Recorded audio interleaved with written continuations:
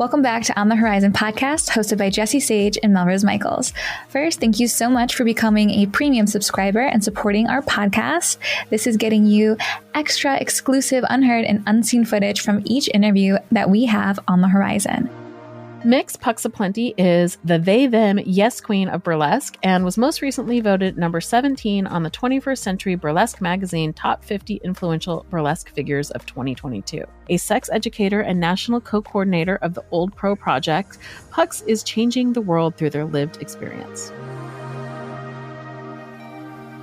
I have a workshop that I do called Dirty 230 Talk Dirty to Me, and the majority of the class is surrounding this weird little tweet that someone did about how if they have to ask for consent, throughout like a sexual experience, that it makes it less sexy. And I just remember being like, yeah, that conversation like comes up over and over again. Yeah. And I'm just like, oh my God, first of all, throw the whole man away. But, but like, it's just like, that is really interesting. And so I actually reached out to the late and great Elena Gabosh, who was one of the founders of the Seattle the Seattle sex positive community here in Seattle. Mm-hmm. And I'm like, is there a class here? And she goes, oh yeah, there's definitely a class. She goes, and she's like, we're going to Trojan horse consent into this conversation about how you can make consent sexy. Mm-hmm. And so like the majority of the class is folks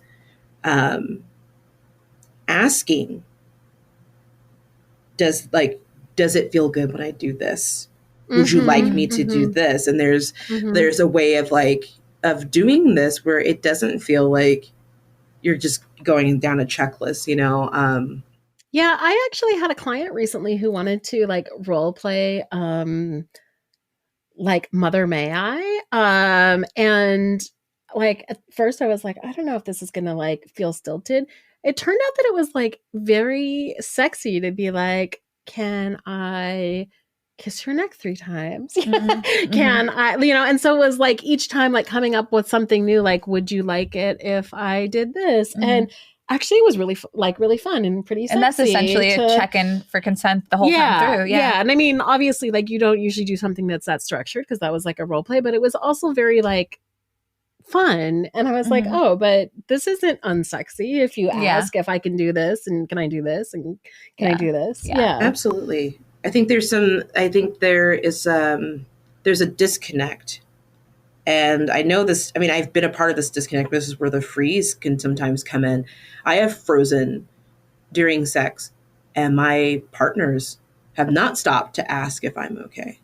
Yeah. And if there was a check-in, if there was I have noticed that you have turned into stone underneath me. Yeah. Right. Right. And that there's a lack of empathy.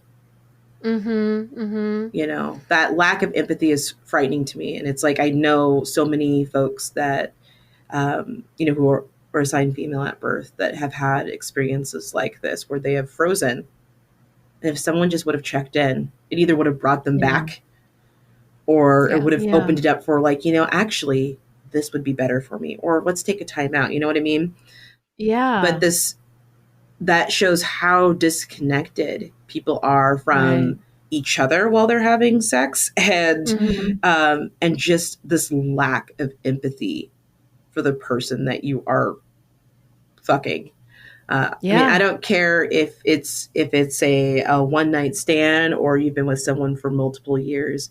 I look at every opportunity when I have sex as to make it's moments of mindfulness. I want to make this the best experience for the 2 of us or the 8 of us or whatever it is as possible in this moment. And, it's not thinking about, is it better than the last time or is it better than what's happening? It's mindfulness in this moment. And I think that consent and discussing our boundaries and things like that really helps create these intense moments of sexual intimacy that don't necessarily have to last forever.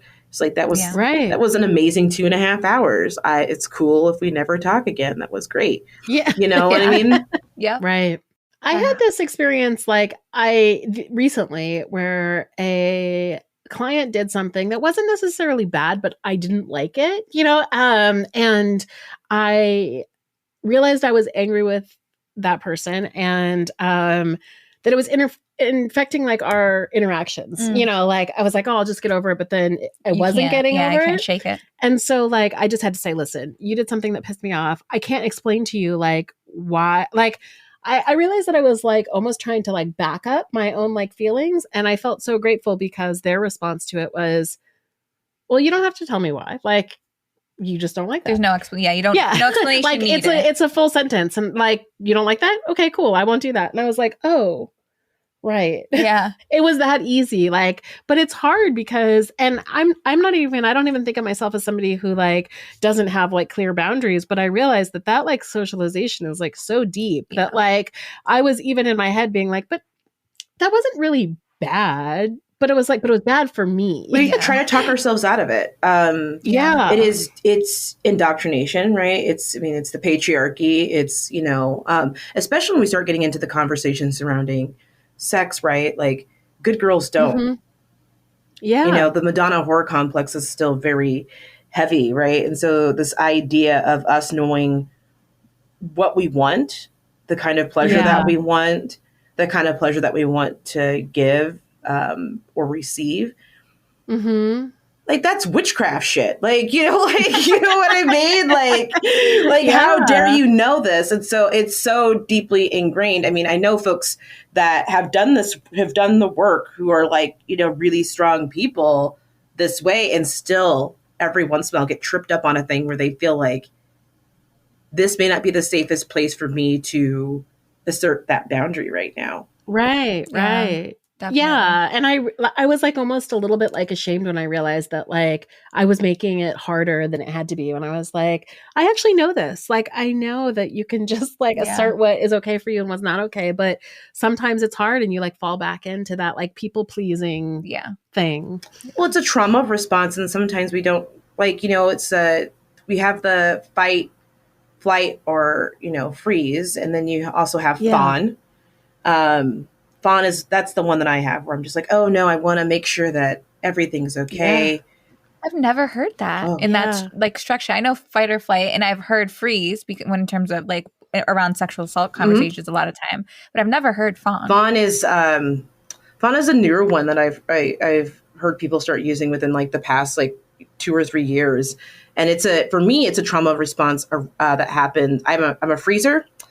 And I'm a fawner. So I get a combination of the two. And so when my boundaries are just stomped all over, there's this internalization of like, okay, what did I do? How can I fix this? How can I make this easier? Yeah. And that's been my shadow work throughout the pandemic, is like ending this fawn piece. I am told that I'm a very intimidating. I feel that. Right? Yeah. I feel that. Yeah. Yeah. I am told that I'm a very intimidating person, and like inside is actually just like a wet, shivering squirrel most of the time, anxiety piece, and so it's like I want this inside to match, this armor that I have on the outside of, kicking butt and taking names. But this idea around consent, and I really feel like consent and agency go together, especially when we start talking about sex work.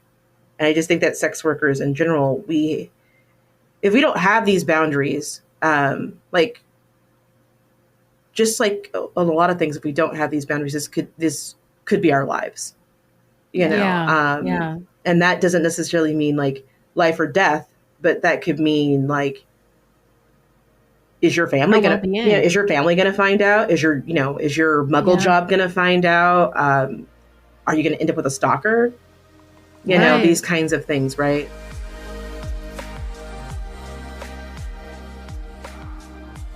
Siouxsie Q authored The Whore Next Door in a sex column for the San Francisco Weekly and performs mainly for kink, queer, and feminist indie adult entertainment companies. Siouxsie's continued interest in policy and advocacy has led them to take staff positions at the Free Speech Coalition, the American Civil Liberties Union of Southern California, and a board of directors position on the Adult Performer Advocacy Committee. During the 2020 lockdowns, Siouxsie began writing, directing, and co-producing adult content for some of the biggest companies in the industry. I've done pretty much every type of sex work at this point. And porn's just my favorite. I love it. I was going to ask you what your favorite is. Why is porn your favorite? Because it's movie making. Oh my God. Yeah. I grew up in the theater, right? So both parents were theater professionals. I was always on some kind of set, whether it was like my own show or like my dad's or my mom's, I just grew up kind of around showbiz.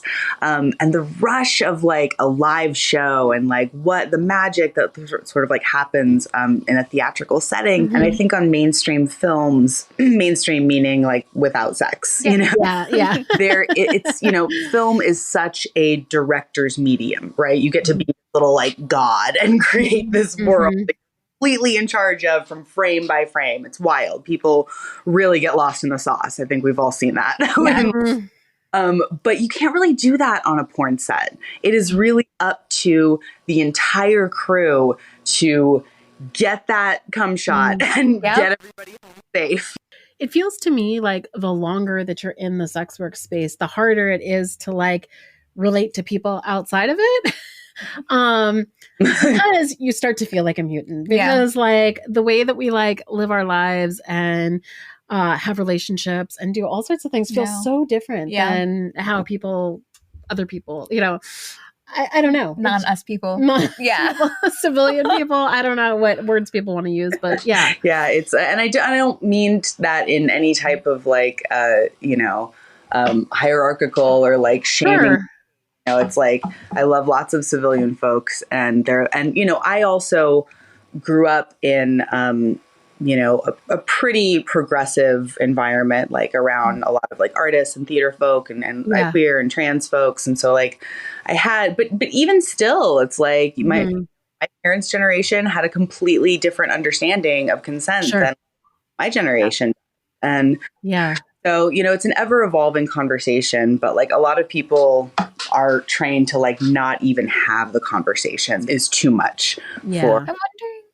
I'm wondering because I think a lot of us just societally, like we don't know how to have the conversations around sex in general. So like, how do we even get to the conversation around consent if we can't even say sex? Like, why?